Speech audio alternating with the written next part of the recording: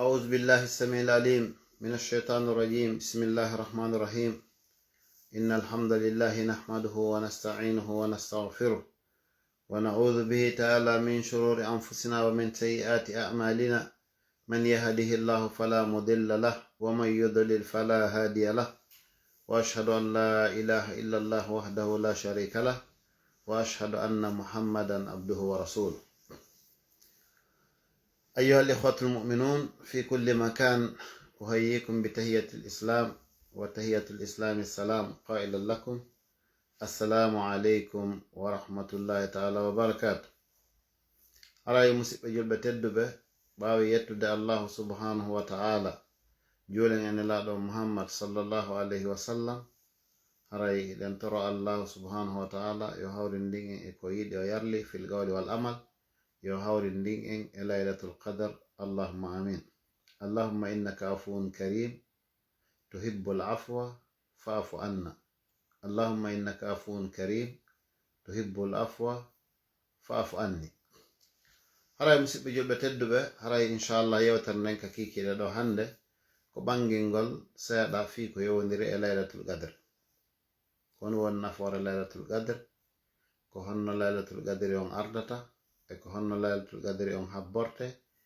e yoga e hadisaji selluɗi ko ari e laylatul qadr. kono haray ko adi kon fo laylatul qadr mono faala yewtude fii ɗum. iɗon andi jomirawo subhanahu wa ta'ala hino waɗi cortewol innitirgol laylatul qadr, ngol wi'e suratul qadr. jomirawo subhanahu wa ta'ala o daali inna anzalnahu fi laylatil qadr wama adraka ma laylatul qadr laylatul qadri khayrun min alfi shahr tanazzalu almalaikatu warruhu fiha biidhni rabbihim min kulli amr salamun hiya hatta matla'il fajr. ngol cortewol ɗo ko fi laylatul qadri on tum ngol yewti. haray ko woni ko jomirawo humpite e ngol cortewol ɗo ko wondema yen andu laylatul qadri ko hunde molanade. kono aɗo en firde cortewol ngol hino jeeya e ko windi e israiliyat ji fi laylatul qadr. wondema sahabaɓe ɓen hari ɓe tummodiri e nelaɗo hiɓe sifo fi feƴƴuɓe ɓen. ɓe sifana noon fi neɗɗo feƴƴunoɗo tawɗo rewi Allah lebbi wulure, piiji molanaɗi ko o waɗi, dewal Allah molanangal. a wi'a e sahabaɓen ɓe suni ɓe ɓawɗo kan no mari duuɓi boy daari ko Allah okki ɓe. on tumati Allah subhanahu wa ta'ala cippini inna anzalna fi laylatil qadr. yeeto ɓe ɗo yo nelaɗo mi okkiɓe jemma gooto pet, jemma gooto tawa si ɓe rewi e Allah e on jemma ɓe laɓɓini ɓe heɓay baraji on neɗɗo mo ɓe sifana ɗon, neɗɗo rewnoɗo Allah lebbi wulore, ma ɓe ɓuram. in selnuyi o ɗo jemma wiyeteɗo laylatul qadr sa rewi Allah so jaɓanima hiɗa mari baraji rewɗo Allah lebbi wulore. lebbi wulore ko duuɓi jelu ko 84 ans, duuɓi 80 e duuɓi 4. in selnuyi sa hawriti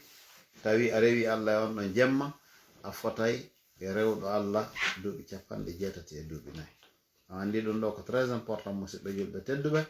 haray no hanani neɗɗo tawɗo ko mofte nelaɗo jeeya nde o wakkilo fi yo tawe e rewɓe Allah e oɗo jemma. ko fi honno puisque mofte nelaɗo mara balɗe ɗuɗuɗe. nelaɗo sallallahu alaihi wasallam ɓe maki a'maru ummati ma bayna 60 wa 70. ngurdam mofte anne ko hakkunde 60 ans e 70 ans. ko feƴƴito yesto wo haray ko bonus, ko ɓeynta kon bonus non haray wawa sa hoccu, kono ko 60 à 70 ans ko ɗum ɗo woni ngurdam mofte nelaɗo Muhammad sallallahu alaihi wasallam. bon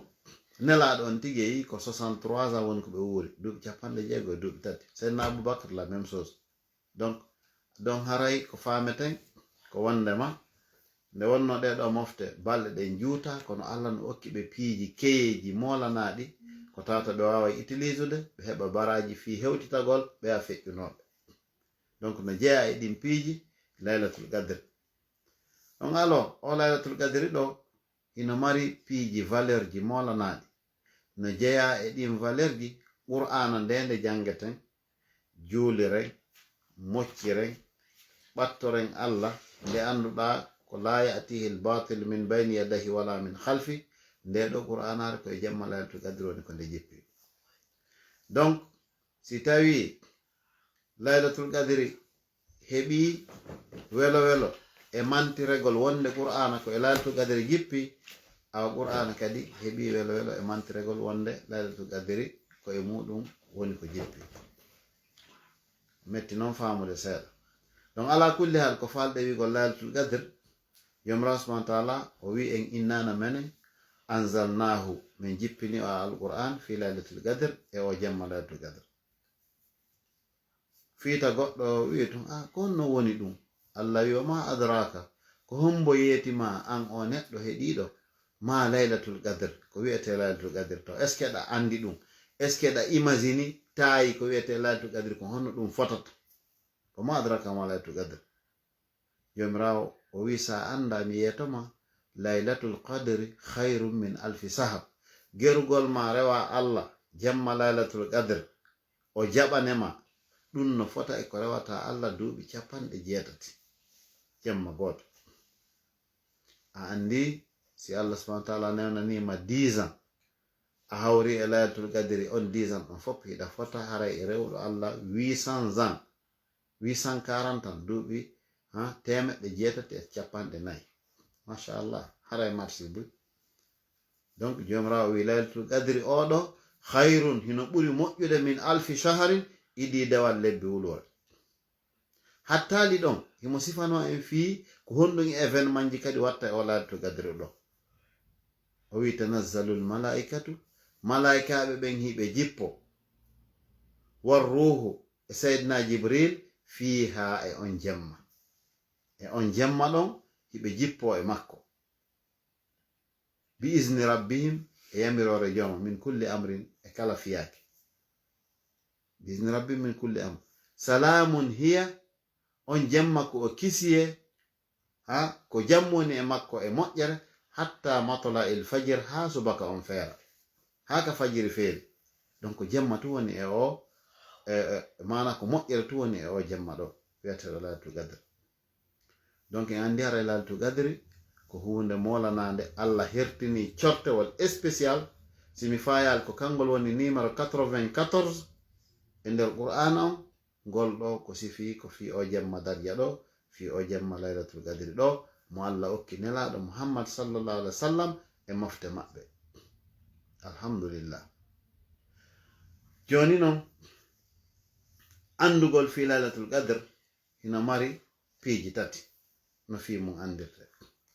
première de chose ɓe wi laylatul qadri ñande mum nange ngen nge fuɗay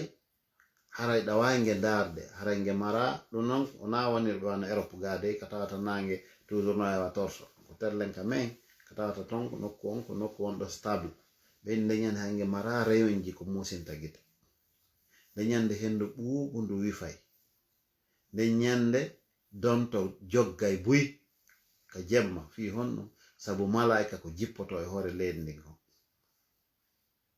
ndeñande haray kenum ko no woni trop stable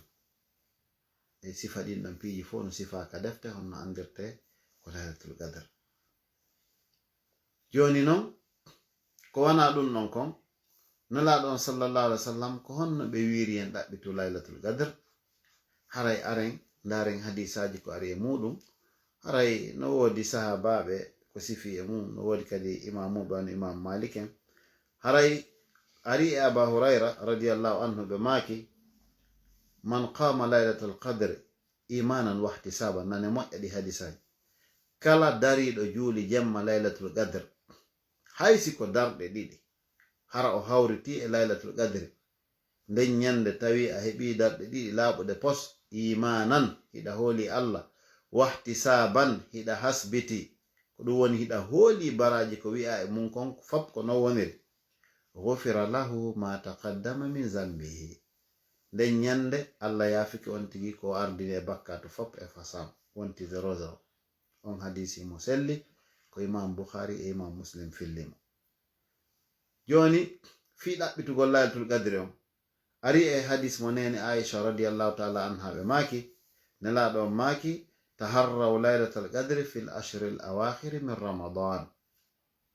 ɗaɓɓite laylatul qadri on e nder o sappo sakkitorka suma e ɗo musidɓe julɓe tedduɓe ko e nder on sappo wonɗen o fuɗɗinoke heɓi balɗe ɗiɗi sappo sakkitoron ko ɗo wi'aɗe yen ɗaɓɓite laylatul qadri. No gasara laylatul qadri ko hanki, no gasara ko hande kam yewtata ɗo ni, no gasara ko janko. Jon non an o tawɗo golle ma accon hakke ko ñamugol ha hara tef tew sa'aɗum e piiji futti e tori ñami, sa ñami ha a feƴƴintini ko ronkere e ngorre arata ma wi'a mi soɓɓindo gokkum. Sa soɓɓindike ɗon gokkum sina marko findine ko ɗoyngol arata ɗum. Si ɗoyngol ngol ɗon tiiɗi ko subaka o wonɗa wetorde akhi laylatul qadri nde malaika ɓen no winda haɗa anda ɗani machallah haɗa anda ɗani yo Allah dandu en ñamen ko hawri hebloɗen spirituellement fi rewgol Allah e oɗo jamma. Minni on minimum gere heɓa darɗe ɗiɗi moƴƴe, maximum ɗawa heɓugol darɗe 8 hara nayi e tarawih on nafiloje ɗen ɗa ƴiyamo tumbo jemma partir de 1h du matin 0h30 juula darɗe ɗiɗi pet moƴƴe janga haysko ayeje 3 anniyoɗa ko wurnitugol jamma o façon laylatul qadri on no wurnitirte non no ɗuuɗi. Siko jangugol Qur'an, siko sadaka ittuɗa e on jemma, si a juulu, si kala moƴƴere ko wawɗa wadde e jemma laylatul qadri haray ko moƴƴere. Donc jon non nde moƴƴere ɗo fiyo nde tabitu fiya wawde wadde waɗu moƴƴere dans toutes les 10 derniers jours de Ramadan. O balɗe sappo sakkitore ɗo il faut bien profiter. Anda kadi malaikaɓe ara ɓe windugol ɓen ko hombo e hombo rinɗina tawata hande kadi efasama ka naata ɓe yite natta yite few ɓen ɗon ko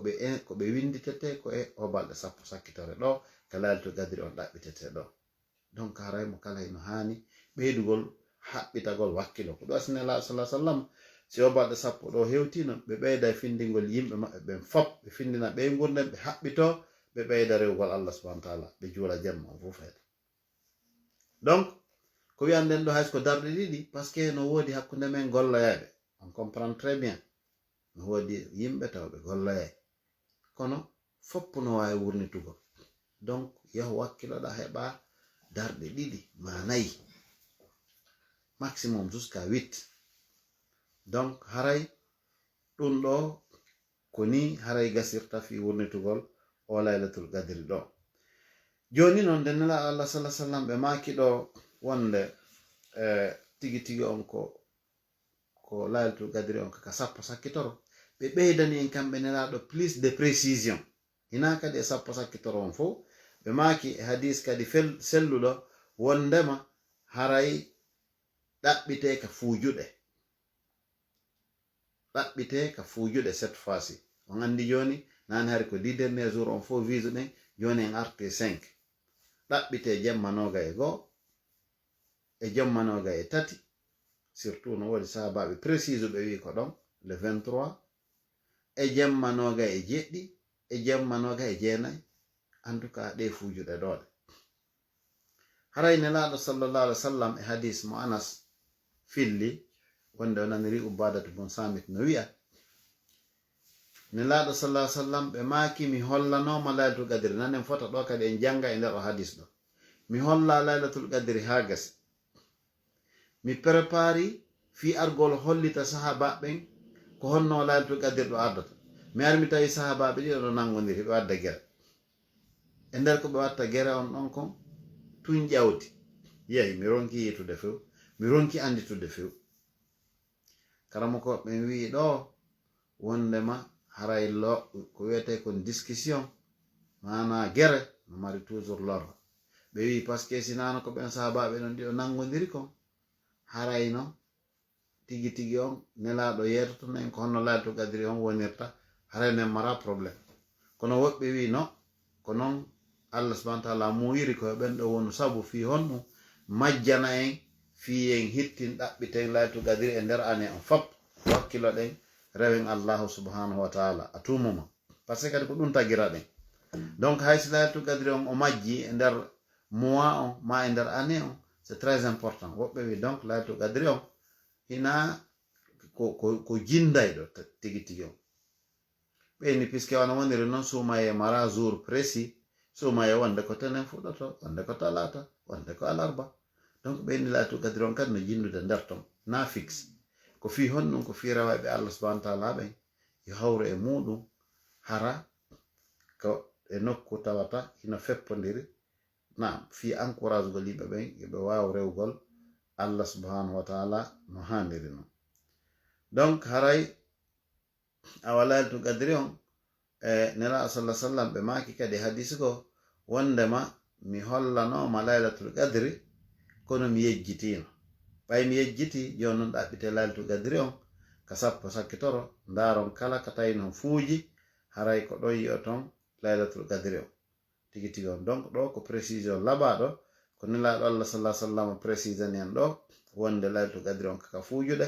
ka sappo sakkitoro surtout jemma 21 ma ɗum 23 ha ɓawa ton haray ɗum ɗo ko hunde précision laɓaɗo donc no wodi yahuɓe ha kono ibnu abbas o wi mi wondi ko jemma 27 nde yewtere hinde tabiti donc wiugol makko ɗum addi o yi'ay wano ka meɗen toujours si woni jemma 27 ko ɗon tu wona e précisede tigi tigi on jama on hittinay on ɗan jemma kono no wawa wonde har hari feƴƴino jemma 23 no wawa wonde har hari hewtali har ko jemma 29 donc haray holliri honɗum yen ɓeydu hittingol e 10 dernier jour on fap hakaza haray ari e hadis kadi mo ubayy ibn ka'b filli o wi wallahi inni la uallimuha o wi min miɗo jangina miɗo andina fiɗum o wi kono tigi tigi on amarana rasulullah sallallahu alaihi wasallam bi qiyamiha nelaɗo yamirino min daragol juula fi laylatul qadri on hiya laylatu 27 o wi ko jemma 27 on o ɗo o précise o wi ko jemma 27 on on ala kulli haali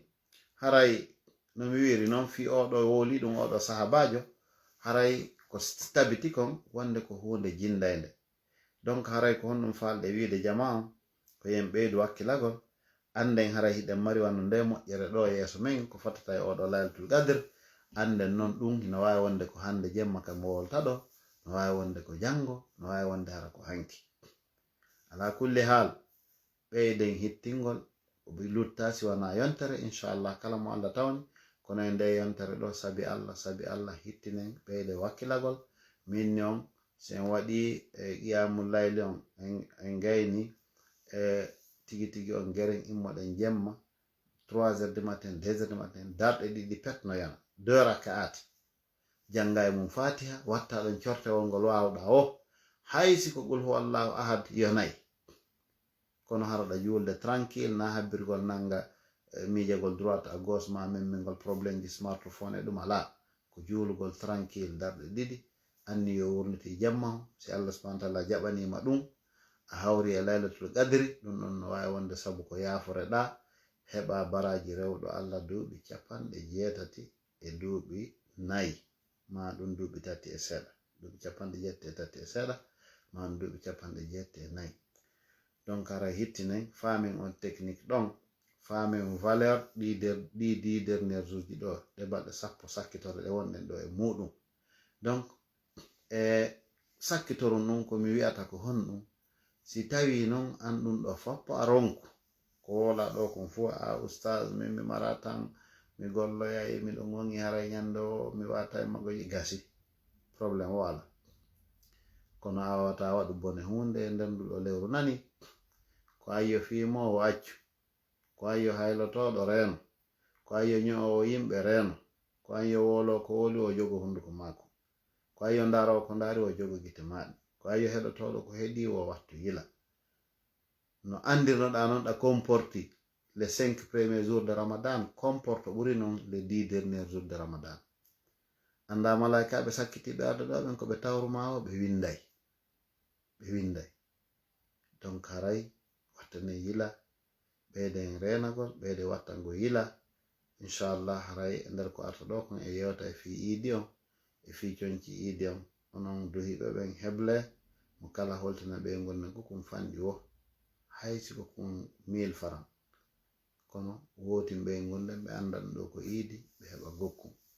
aray dartuɗo ha jango. Assalamu aleykum wa rahmatullahi taala wa barakatuh. aray mi torki Allah kala partage ɗo nde yewtere ya rabbi Allah hawri ndimmo e lalatul qadri torki Allah fattiki Allah ya arhamar rahimin. Allah hokkumo baraji ko ne lalatul qadri kon kala feƴƴinɗo nde ha goɗɗo go naftori nde wata Allah ɗawmo lalatul qadri hikka. Allahumma amin. Min tigi tan fuɗɗo nde partage ɗo joni. Assalamu aleykum wa rahmatullahi.